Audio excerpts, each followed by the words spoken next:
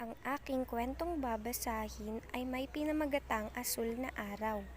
Kwento ni Pipa Escalante. Guhit ni Abigail Goy. Asul na Araw. Kwento ni Pipa Escalante. Guhit ni Abigail Goy. Lunes ng umaga, pagmulat ko'y nakita ko ang asul na langit, kaya't sabi ko sa aking ina, isusuot ko ang aking asul na bestida, asul na medyas, at asul na sapatos. Nginitian niya ako't sinabi, sa tingin ko'y asul na araw ngayon.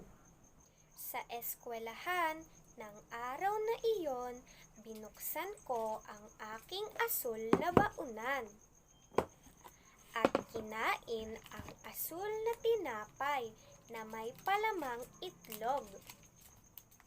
Sumulat ako gamit ang aking asul na lapis.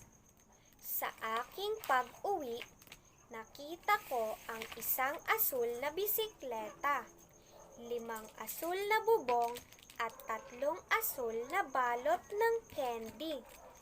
Lunes ang pinakamagandang asul na araw. Martes ng umaga, pagmulat ko'y nakita ko ang dilaw na araw. Inihanda ng aking ina ang aking rosas na salawal, pero hiniling ko kung maaaring isuot ang aking dilaw na pullover. Nginitian niya ako, "Oh, dilaw na araw ngayon." Dilaw na cake ang aking almusal. Dilaw na biskwit ang aking merienda. Naglaro ako sa dilaw na duyan at nagpadausdos sa dilaw na slide bago kumain ng dilaw na sorbetes. Martes ang pinakamagandang dilaw na araw.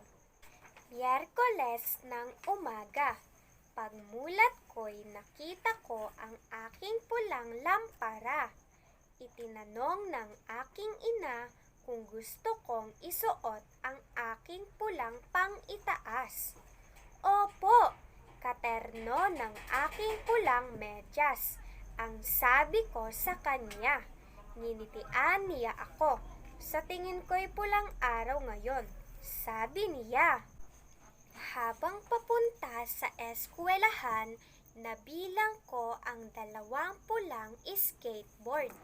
Gumamit ako ng pulang krayola sa pagsulat ng liham pasasalamat sa aking ina at nagdrawing pa ako ng pulang puso sa ibaba ng liham.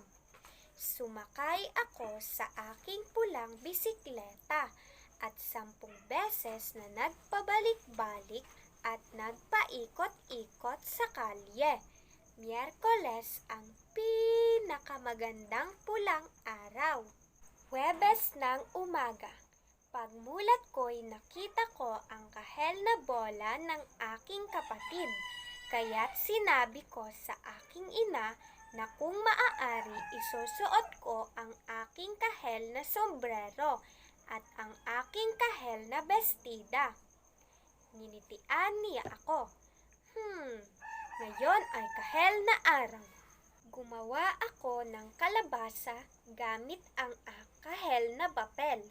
Gumawa ako ng kahel na pulseras gamit ang kahel na sinulid at mga butil. Ibinigay ko ito sa aking ina. Huwebes ang pinakamagandang kahel na araw. Nagmagandang gabi ako sa kahel na buwan. Biyernes ng umaga, pagmulat ko'y nakita ko ang lilang panyo ng aking ina. Sabi niya, pwede ka raw isuot ang aking lilang pantalon at pang-itaas. Tumango ako at nginitian niya ako. "May kutob ako na ngayon ay magiging lilang araw," sabi niya. Gumawa ako ng kahon sa pamamagitan ng lilang luwad. Nagdala ako pauwi ng lilang lobo mula sa party ng aking kaibigan. Kahit hindi ako nakakita ng maraming lilang bagay, Biyernes ang pinakamagandang lilang araw. Nagmagandang gabi ako sa mga lilang bulaklak kalapit ng aking kama. Sabado ng umaga. Paggising ko'y nakita ko ang aming berdeng bakuran. Suot ang aking berdeng salawal. Tumakbo ako't pumunta sa aming kapitbahay at nakipaglaro. Naglaro kami ng mga berdeng blokes sa berdeng damuhan. Sabado ang pinakamagandang berdeng araw. Linggo ng umaga. Paggising ko'y nakita ko ang aking rosas na kortina. Nagsuot ako ng rosas na damit pansimba. Nag-bake kami ng rosas na cake ng aking ina. Ako pa nga ang pinaglagay niya ng icing sa ibabaw ng cake. Linggo ang pinakamagandang rosas na araw. Habang ako'y nagmamagandang gabi sa aking rosas na bahay manika, ako'y napaisip, ano naman kaya ang mga kulay sa susunod na linggo? At dito nagtatapos ang ating kwento.